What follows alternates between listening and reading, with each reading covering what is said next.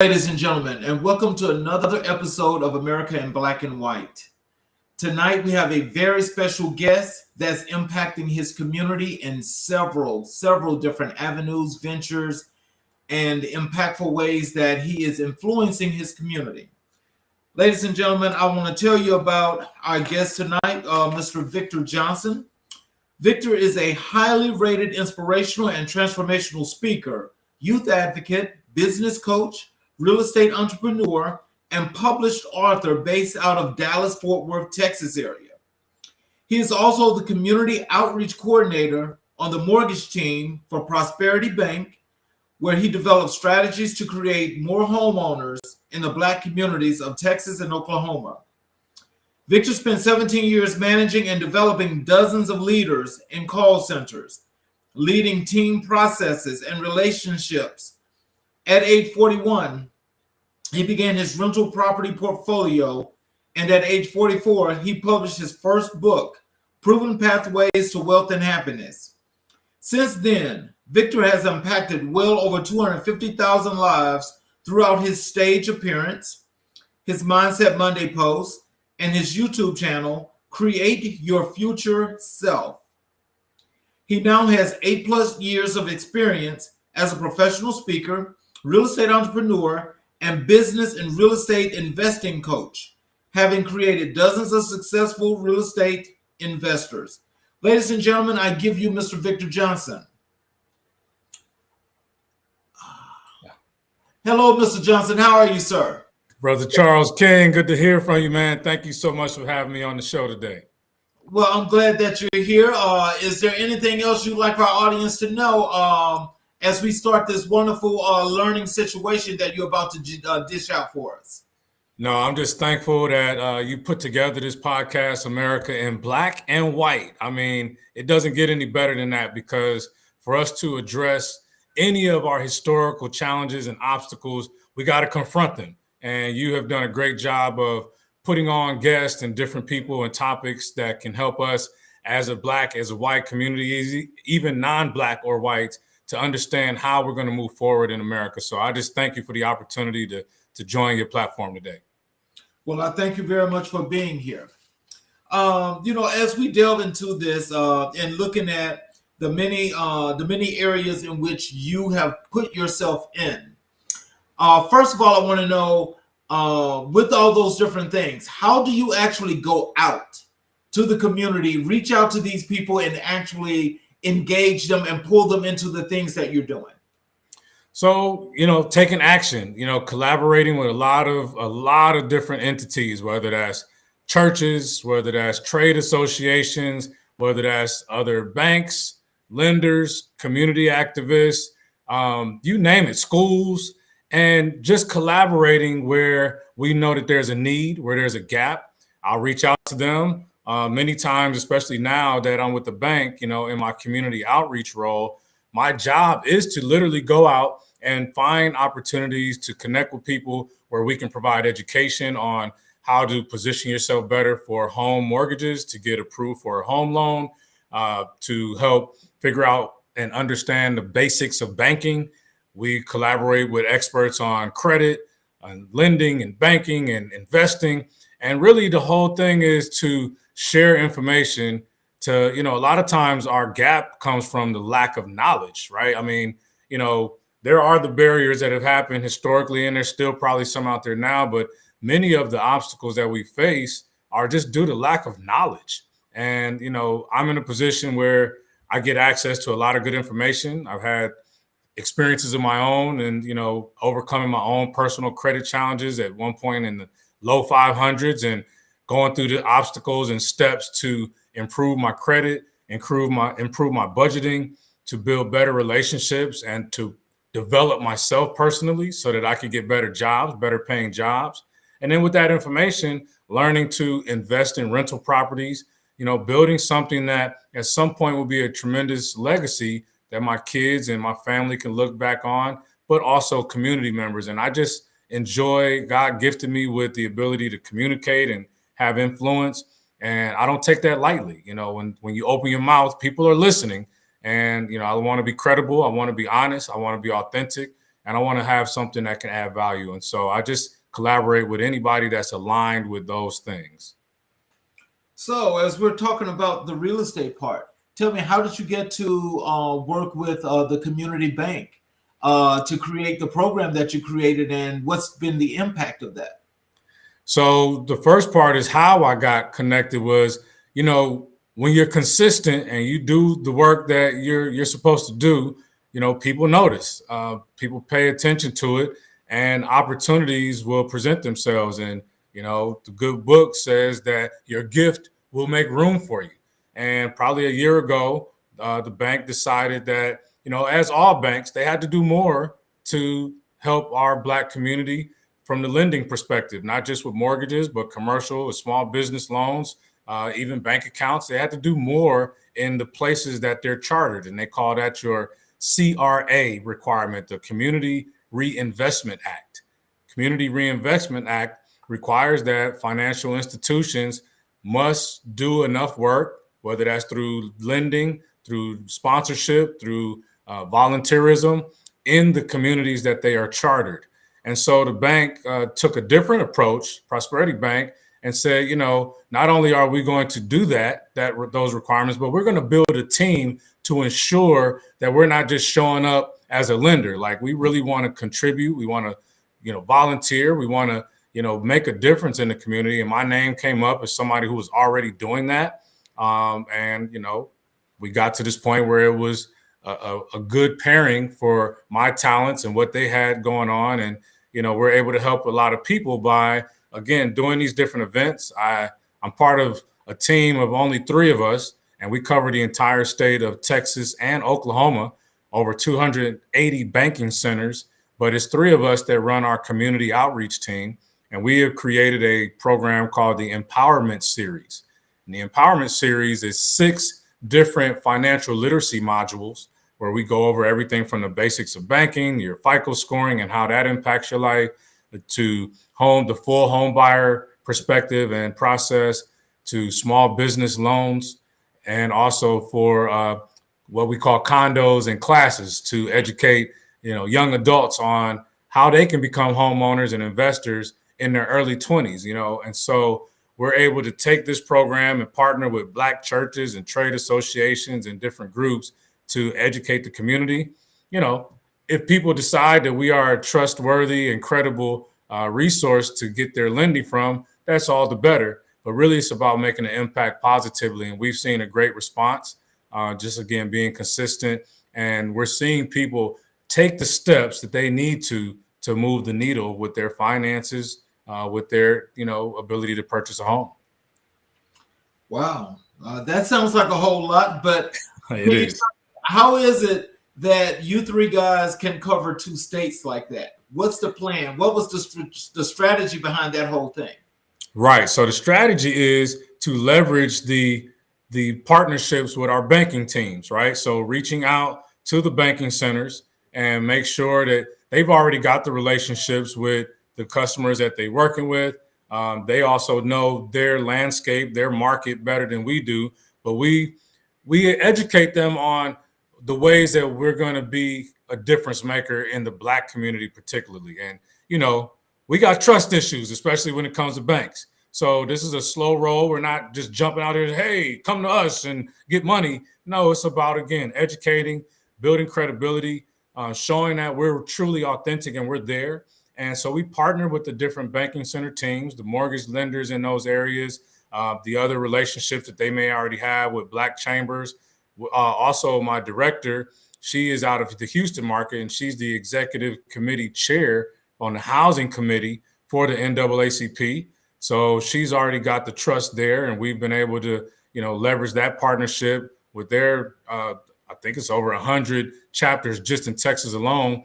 And yeah, we're getting out here and getting after it. I mean, I'm in Jacksonville, Texas this past Saturday. A week ago, I was in Austin, Texas. I'm in Frisco. I'm in Plano. We're getting all over. But we're also educating those banking center teams so that when we build those relationships, they can continue to nurture and, add value to those folks. So that was a big part of it. And honestly, just being truthful, a lot of it takes educating, the bank that, Black people are not just what you call LMI, not just low to moderate income consumers. We got affluent, we got middle class, we got people just like every other race in all financial sectors. And so part of it is also making sure that people in those middle and upper class sectors understand that we are a resource. We are the second largest land lender in the state of Texas. And, again, we've got great products and we just want to make sure people understand this stuff. But even if they don't borrow money from us, we just want to leave a footprint that we have made a difference from the educational side of finances, because many of us, we miss out on that. We don't have it in schools. So we get out and make sure that we can share the information so that people can make a difference for their families. So how long has this program been in existence? So the Empowerment Series, we just kicked it off January 2024.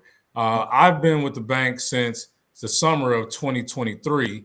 And, we have really hit the ground running. We've made some tremendous impact. It seems like a small team of three, and we're actually looking for somebody in the Austin market. But we've been tag teaming the Central Texas area, and that's been going on again since last summer, 2023. So, what are your numbers looking like now as far as your Black purchasers for homes in the state of Texas? How is that looking? Well, it's slowly increasing. Part of it is the market in general. Like if white people, Hispanic people, Asians, Blacks, a lot of people are squeamish to purchase right now because interest rates are different than they were during the pandemic. Even though, we've never really seen 3% and 4% interest rates in the mortgage market outside of that spectrum of time, people still are like, whoa, they're 6%, they're 7%. So they're like, it's not the right time to buy. So that's part of it. But we're starting to see interest rates come down, especially from where they were in the fall of 2023. The other part of it is the affordability factor. Home values have shot up through the roof over the last 2 to 3 years. So there's that part of it. If people are still earning the same amount of money they were earning pre-pandemic or even during the pandemic, it may be harder for them to buy homes that are now 10, 15, 20, even 30% in some parts of the country higher than they were during that time of period or, prior to the pandemic. So you still have that going on. But to answer your question more specifically, what we also have done is created a loan product that we call Access. And what that is basically those homeowners that are in majority minority census tracts. We have created a product that will help them to maintain the same interest rate that they may have acquired during the pandemic at 3-4%, whatever it was, but you can still leverage the equity through a home equity line of credit or an equity loan. And we've been able to help people from that perspective. And those numbers we've seen, again, it's a slow roll, but I'll say that we've seen probably about a 5 to 10% uptick just in the 2 months that product's been rolled out. It rolled out at Thanksgiving. So, holiday season and all that, but we expect great numbers through Q1 and through Q2. So I'll have to update you as we get deeper into the year. Okay. I also heard you mention, people that were investing and you teaching people how to do investment properties. How do you guys do that? Is that like with workshops, seminars? How does that happen? So I also have my own company called Nico Don Projects, and I do business as Be the Victor Consulting. You can visit me at www.bethevictor.us. And that's what I've actually been doing for the last 8 years. My wife and I have been buying single family properties and duplexes, renovating those and renting them out. So because of my experience and the training that I've had and the 10,000 plus hours of actual real estate investing that we've done, I've been able to, on a select individual basis, work with individuals that want to get involved with real estate investing on the residential side of things. And so I've been able to still take on a small select group of clients that are serious, that want to move a little bit faster than, just scrolling on Instagram and TikTok or YouTube to learn this information, actually have somebody guide them through the process. And so I've been able to do that through my business entity and through other, again, partnerships that I have in the community to help me to be a good resource for folks that are looking to get involved with real estate investing. From the bank side of things, we do have commercial lenders that can walk them through the best strategies, the best loan products to pursue real estate investing. And there are tons of ways to do it, but that is how I've been able to use my experience, expertise, and resources to help people to get involved with real estate investing on the residential side. Wow. So that's actually interesting. How many new companies or groups of people have you guys actually, if you just can take like a small sample size, like what's the percentage of those people that you've got into investing? So I now only take on 5 clients per quarter because I spend 90 days with individuals and walk them through the entire process of the analytics, how to identify the right properties, what is the strategy for financing those properties, how to find and manage those investment properties. And so I've only taken on 5 at a time. Again, I have a couple of team members that help me with that part of it. Over the last 4 years, since 2020, I have coached 36 individuals, and I would say that 60% of them have successfully purchased their first investment property, if not their second or third by this point in time. So I'm not a big conglomerate. I'm not like some of these bigger names where they're going to charge you $150,000 and give you a bunch of books and videos and go at it. I'm actually walking people through the process, helping them. I had a guy call me for an hour last night on his first deal, and he's nervous. Of course, we've gone through all the steps, but he's nervous. He's actually doing it. And I take that time to really help people while they're actually doing this stuff. And so those are real numbers. And that's, something I'm passionate about, is seeing people to be able to purchase real estate, because I've seen how it changed my life and my family's life by getting involved with investing in rental properties. So I noticed here another one of the many things you do. It says that that you are a youth advocate. What is that? So another sector of what I do is a company called Create Your Future Self Youth Program. That is a for-profit entity. In 2019, I submitted what you call an RFP, a request for proposal, with the Dallas Independent School District. I was awarded to do an entrepreneur, financial literacy, and character building program for high school age students. Well, many people may remember around March of 2020, the schools and everything else shut down during that time. So I was not able to execute that program in the school district, but I had already done the work to put together the proposal. So I found some other grant programs locally, Big Thought, Dallas City of Learning, that I was able to partner with. And they funded, for the last 4 years in the summertime, they fund a summer program for me to do the Create Your Future Self Youth Program. And again, we work with high school age students with that program, college age students. And now this last year, I've been very fortunate with my team, been able to partner with a local school district here, actually 3 of them, and 2 middle schools that we are doing weekly mentorship programs. And it's only for 8th grade males. So we are showing these young men how to have proper hygiene, how to shake hands, look people in their eyes, how to speak with confidence, how to create a budget, understanding income and expenses and net worth and all these different things. I bring in community leaders and community experts in different industries. They've met the mayor of the city. It's all about exposing these young men to a variety of things so that they can say, I didn't realize that might be a possibility for me. And so I'm really, it's the one thing that I'm able to really be proud of, because I built it from ground up. And now I'm, again, I've impacted well over 2,500 kids in the last 4 years between the summer program and the high school and colleges that I've been able to come into as a speaker or bring in our Create Your Future Self youth program workshops.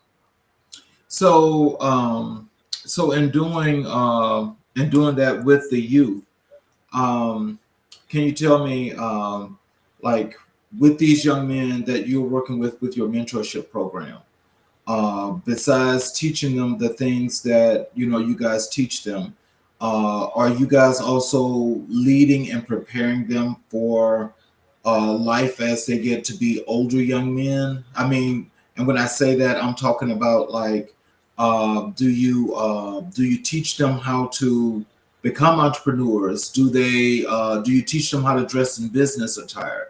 Do you teach them to do some of the things that you do? Like, do you teach them to speak?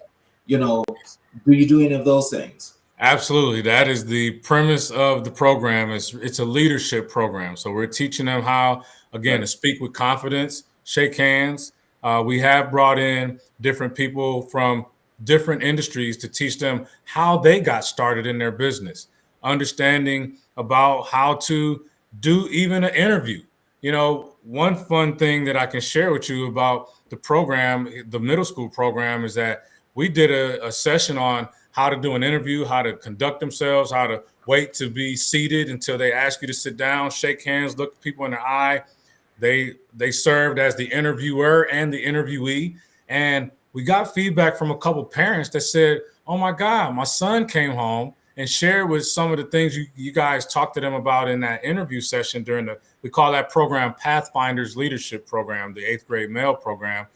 And that helped two parents in their next interviews, right? We talked to these young men about credit scores and how, that impacts is just like a report card, and how in the real world as grown-ups, you don't have a report card. You got a credit score, and we really apply to make it relatable. It's fun, engaging. We use interactive tools to keep them locked in. And we're constantly, again, leveraging others in the community that know how to communicate with youth. Again, I've got experience with it, but I don't want them to just sit there listening to me for an hour each week. I like to bring in other experts so they get a different look and feel for what's really happening in the real world. We talk to them about how their behavior, when you do something wrong in school, it goes on a record.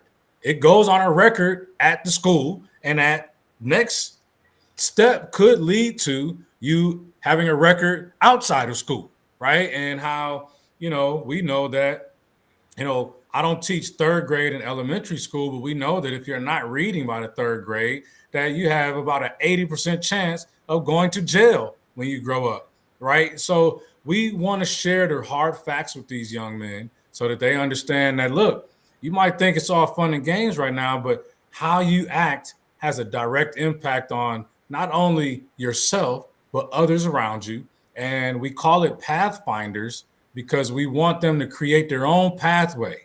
These young men are about to head into high school, and they may be the big man on campus in the 8th grade, but they'll be the little man on campus next fall. And so we just want to share with them how important it is for them to act with integrity, how they're always being watched, and they should always be carrying themselves to the best of their ability. Wow. So, so with Pathfinders, when did you come up with that, and what made you decide to create the Pathfinders program? So I had a great meeting with the superintendent of schools here in the Carrollton Farmers Branch School District, in just north of Dallas, Texas. And she's a newer superintendent to this district, but has a great history of helping underserved communities. And we had a coffee breakfast one day. I told her about the Create Your Future Self youth program and how I would love to get an established program in the high schools. And she had a great idea that, we need to catch them a little younger. Would you put together a program for middle school kids, 7th and 8th graders? And we locked in on 8th grade because, again, they're getting ready to head to high school. And so we came up with the program. I basically just kind of slightly modified the high school version of the program so that it would be a little bit more palatable for 8th graders, and represented it to her and her team. They loved it. And somebody on the team said, we got to give this a name. We got to give it something that stands out.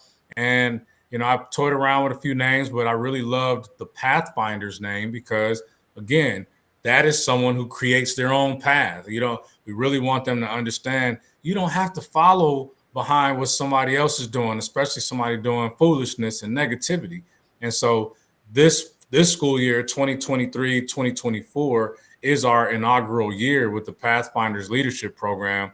And we're already getting great reviews on that. We've been tracking the stats, the attendance records. The school partners with me to let me know about certain ones that may be having grade challenges.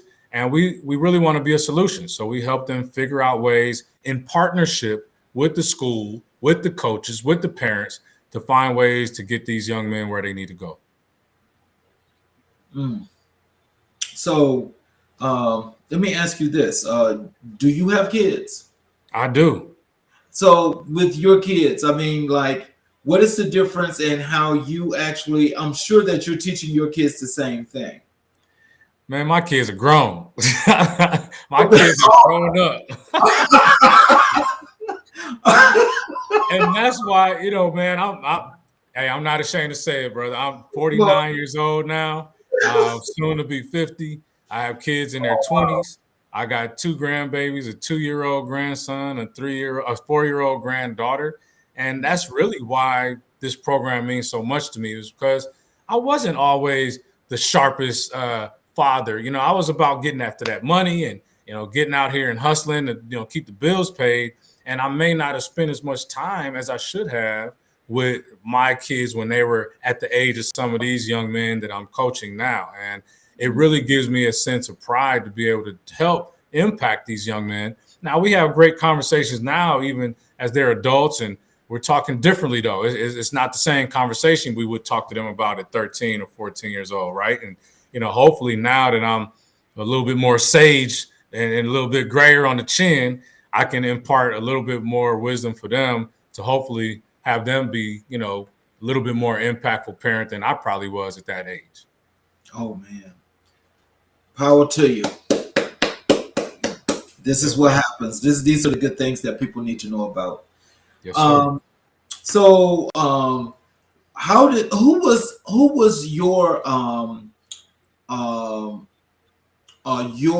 the person that inspired you so much when you was coming up to become the person that you are now? Who was your inspiration?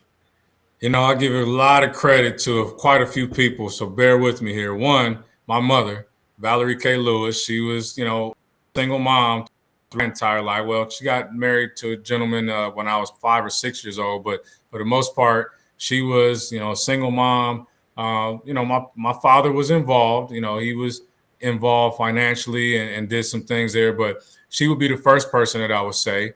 She taught me how to be a grinder, a hustler, to get after it. Her famous saying is, as a young Black male, you got to give 110%, son. So that was something that stayed with me. And watching her do what she had to do to make sure that I was fed, that we had the lights on, we always had a comfortable living situation.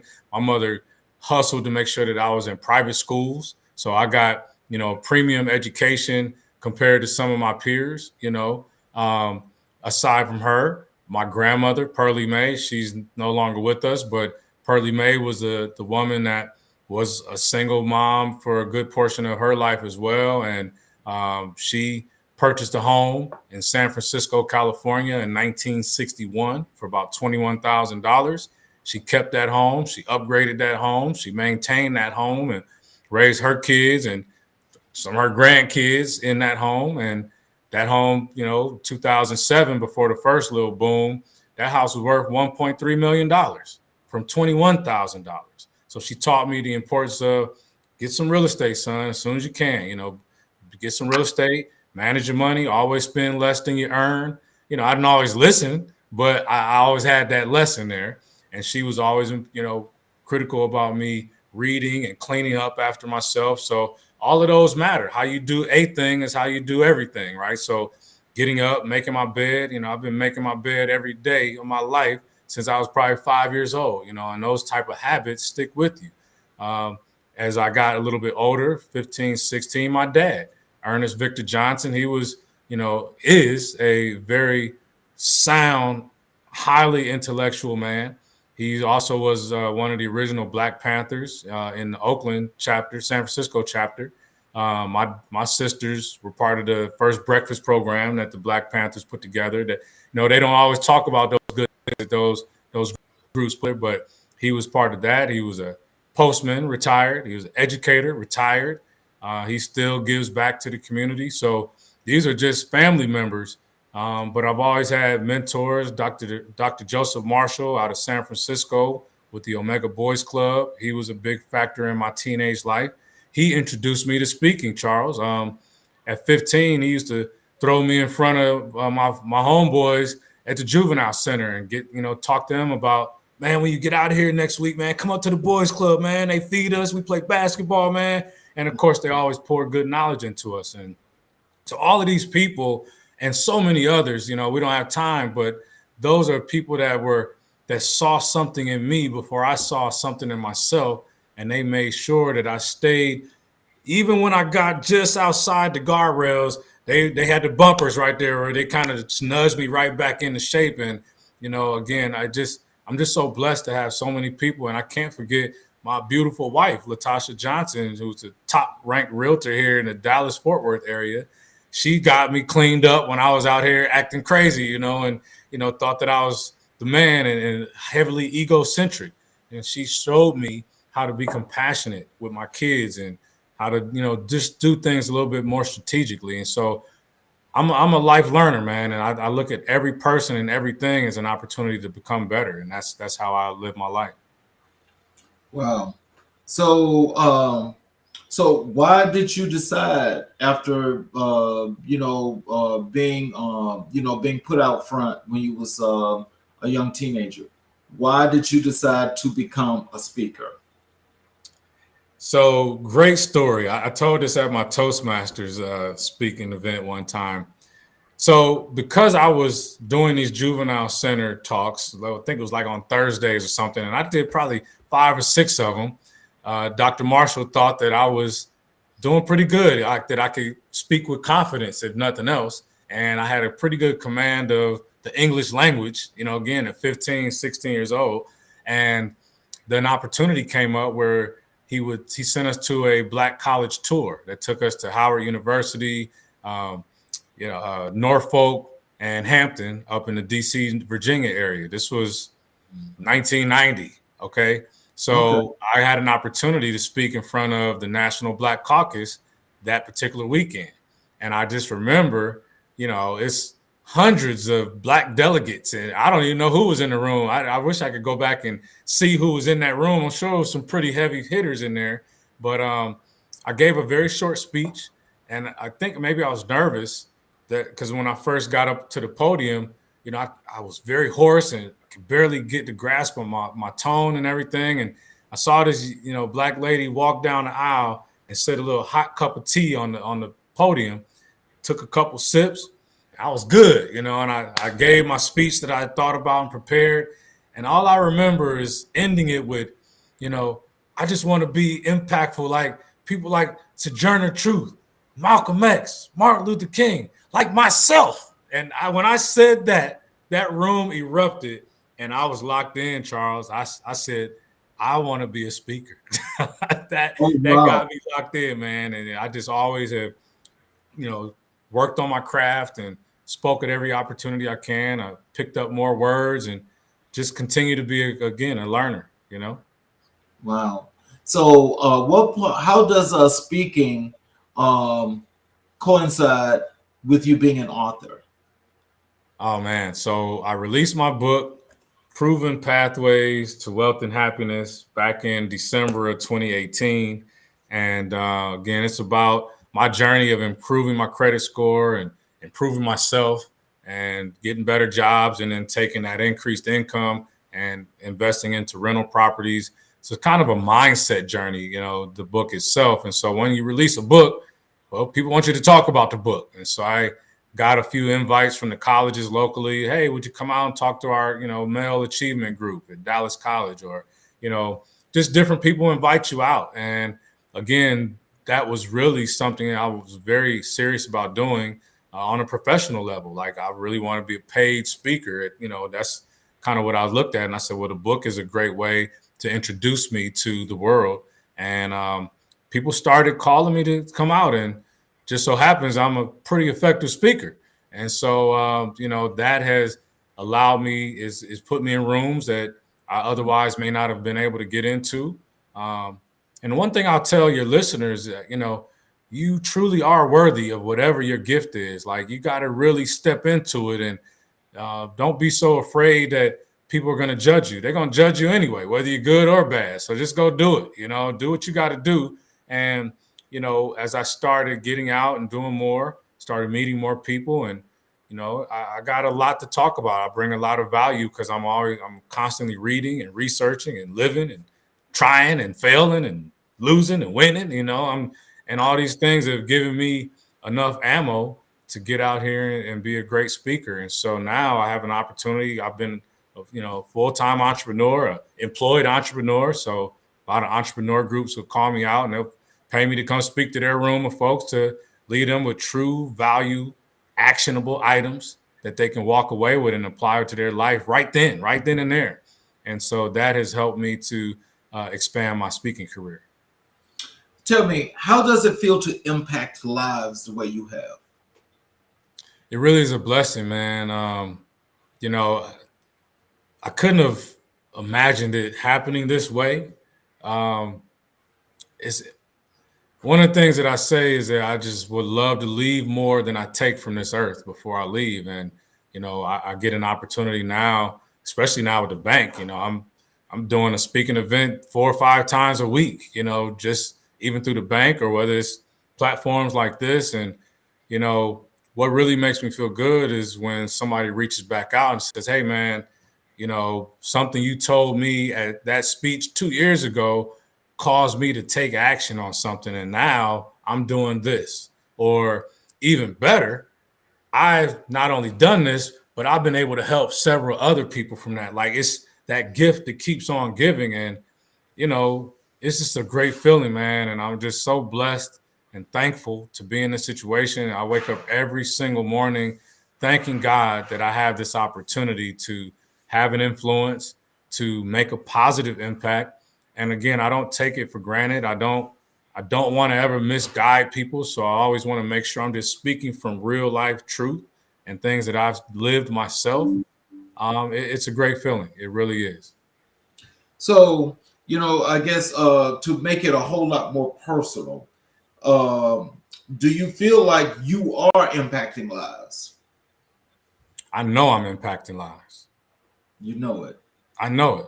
I mean, and it's not an arrogant thing that I'm saying here. It's something that, if you asked, Mahatma Gandhi or Jesus Christ or Martin Luther King, do you feel like you're impacting lives? And absolutely they would say yes, because that's what they were gifted to do. And what I believe is, if you're gifted to do it and you don't do it, that's the sin. That's you're holding back that opportunity that you were gifted with. And, I know I'm making an impact. I know I'm making an impact with these young men. I see their faces. I see how they respond. I see how they look when we bring in a guest speaker. I see that when they get a chance to speak to the mayor, the highest elected official in the city, when maybe their parents have never even met the mayor. And they taking selfies with the mayor and shaking hands and, hey, can you put a basketball court up the street? That's impact, man. To go to a church like I went to in Jacksonville, Texas, this past Saturday, and to speak to somebody in their 50s that never purchased a home because they just always thought they couldn't. Didn't really have a reason why. That's just a story they've been telling themselves. And when I'm able to unravel information and give them actual steps that they can follow, and they like, I'm gonna buy me a house this year. That's impact, And so, yes, I definitely know I'm making an impact.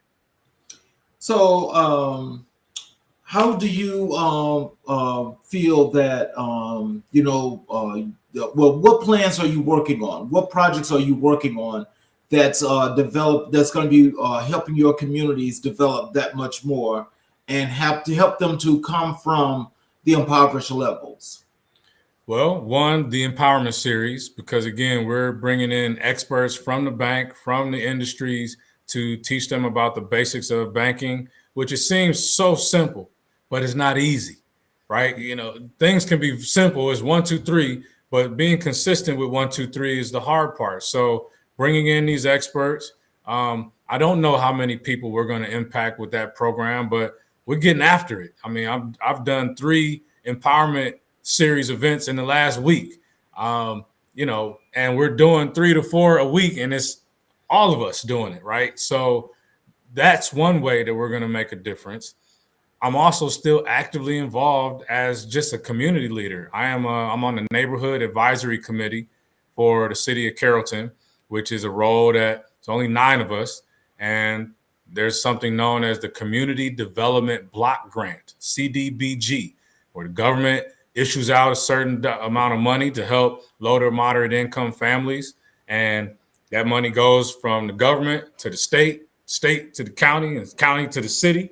And for the city of Carrollton, I'm one of 9 people that gets to decide how that money gets allocated, and I have a vote on that. And so I'm saying, hey, y'all, don't just throw this money over here to normal nonprofit charity. Let's take a slice of that and dump it into this particular community. That even $50,000 or $75,000 of that money will make a huge difference if you could rebuild that community center, or help them with renovations. And I'm educating the community about the grants that the city offers to renovate your roof, to fix leaky faucets, pipes that are leaking in your community. These are dollars that are just sitting there, and every city has it. But to introduce that information to the community, that's impact. That's how you make a difference. We've talked about the youth. Some of these young men, my hope is that at least 50% of them, if not more, will go out and become leaders of their own in their own communities or wherever they decide to plant their flag. And to also go back with this information and talk to their parents and their other community members about how they can make a difference. This is what it takes. Somebody told me one time, well, if Harriet Tubman can do it, we can do it. One slave at a time she freed, and it just takes getting out here, not being afraid to speak up when something looks incorrect, speaking up when you know about something that most people don't know about, or a majority group knows about and not the minority group knows about, you know what I mean? And, Right. you just got to be willing to put your neck on the line, man. It's not always popular, but it's not here to be popular. I'm here to make a difference. So do you sometimes meet with individuals within the different communities on a one-on-one basis? I do. People reach out to me a lot after these events, and do you mind if I keep your information? I'd love to ask you more questions. Probably at a fault sometimes, I'm a little bit too accessible at times, because it's, you go a lot of places, you're going to meet a lot of people, and a lot of people will follow up. But, I've set some parameters now around my time. But yeah, absolutely. I've jumped on calls. People reach out to me last night from the school district. They're helping their kids, so that they can do well at this pitch competition. Victor, will you look at their business plan? What do you see that stands out? Can you help? Is there anything you can share real quickly? These are real life examples I'm giving you, Charles. And, so yeah, one-on-ones, groups, community centers. We make a bigger impact when we can partner with other entities that are already in these communities.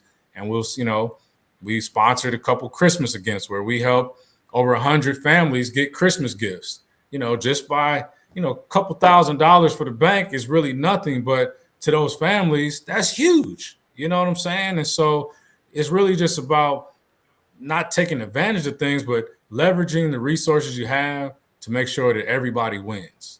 That's the key for me.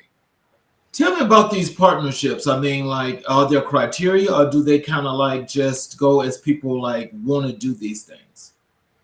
Well, it depends. If you're talking about from the bank side of things, the bank obviously has to make a footprint in certain areas. But again, I really love the bank that I'm with, because they've decided to do more than just do some loans, right? They actually want to get with these communities. And trust me, man, on a daily basis, I'm getting emails or phone calls. Would you look over this sponsorship package? Would the bank consider this? And there's all kinds of criteria that, depends on where they are, what's happening, Who are they impacting? Not everything is going to fit into the box or budget that I may have, but I still will guide them and say, hey, look, we may not be able to help you, but based on what you sent me, let me make a couple recommendations. Maybe add a little bit of data here. Maybe make sure you correct your spelling. Make sure that it shows that it's a win-win.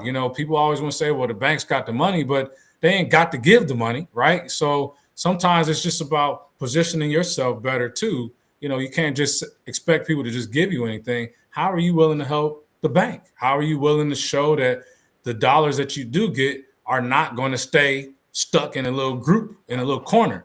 This is a big community. How are you going to impact the community with those dollars if you get them? So just being able to share, now that I've been on different sides of the table, sometimes I may not be able to get your sponsorship approved, but I can certainly, you will leave me with more information than you had, and I may even be able to connect you to somebody who I know might be able to help you with that. And so I can't really straightforward answer that question, but there are a lot of ways to get the funding, and there are tons of grants out here, not even just through the banks, but just different nonprofits that will give you money for almost any scenario, especially if you are in an underserved community, you are in what they call a majority minority census tract.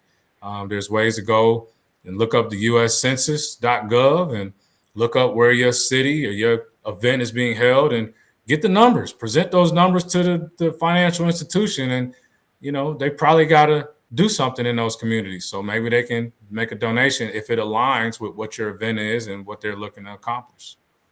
Oh, wow.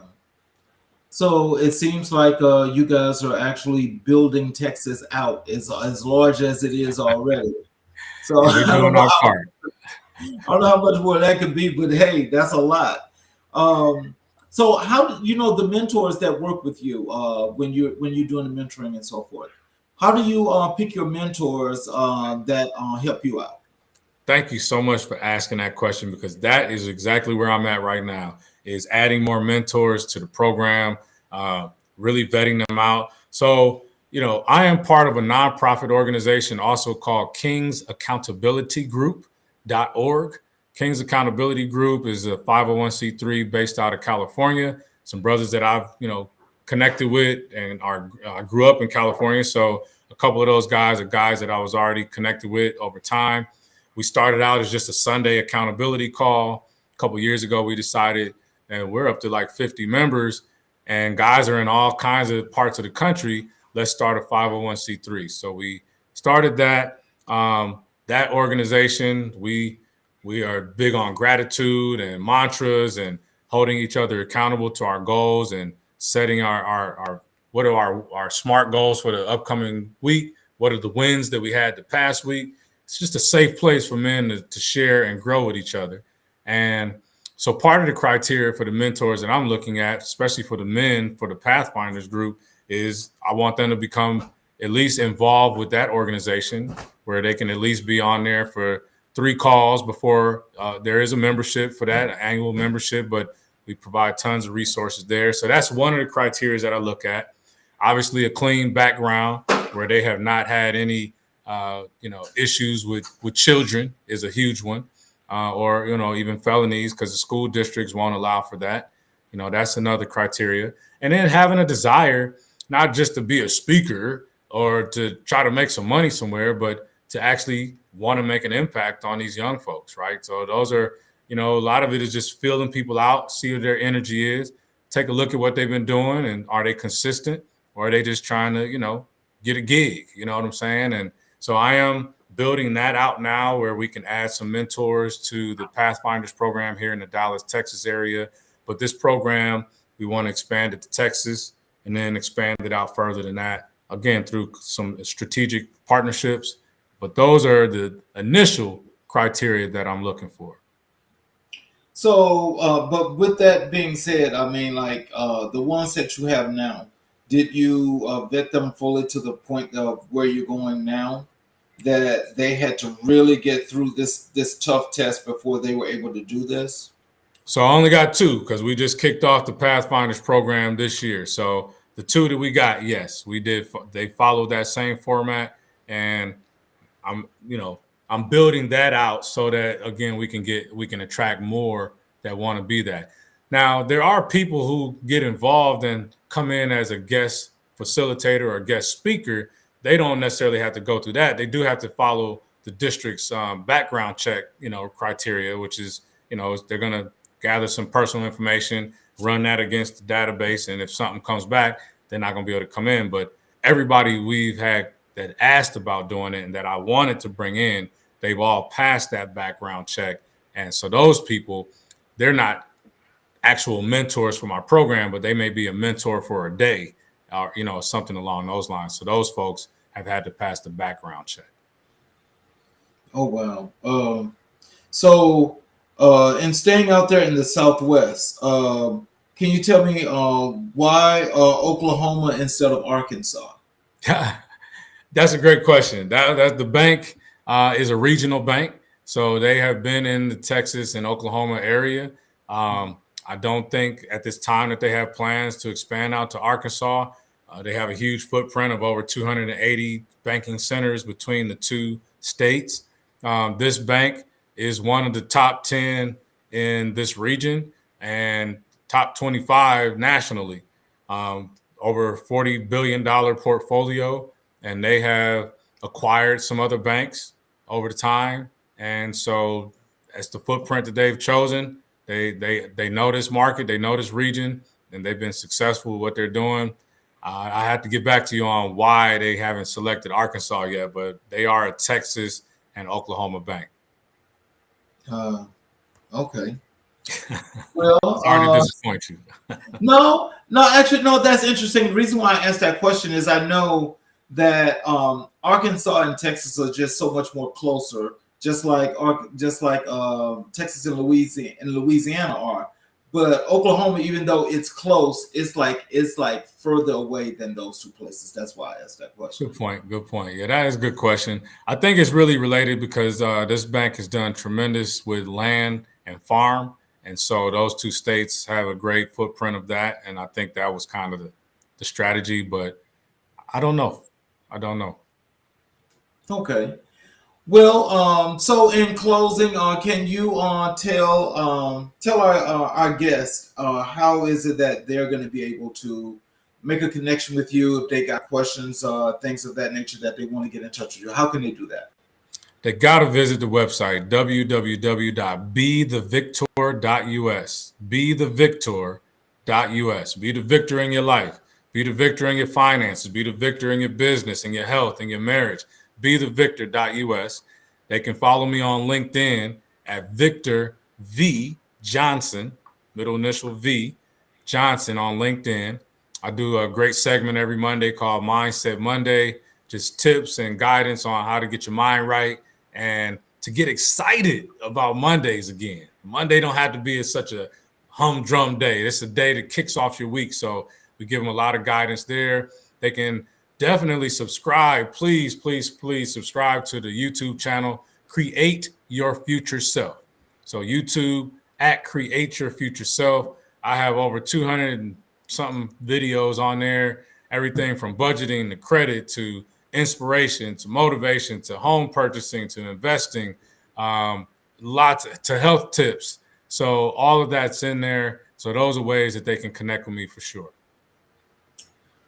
Well, I want to thank you for blessing us with your presence. And for those that are out there that are connected to the YouTube channel, please subscribe and hit the button for the notification. So every time a video goes up, you guys will be notified and you'll be able to see this video with Mr. Johnson as many times as you like to see it. So again, I want to thank you all for spending your time. I appreciate it. I appreciate you again. And hopefully we can have you back on the show again. And I want you guys to please have a wonderful evening. Thank you, Charles. Thank you.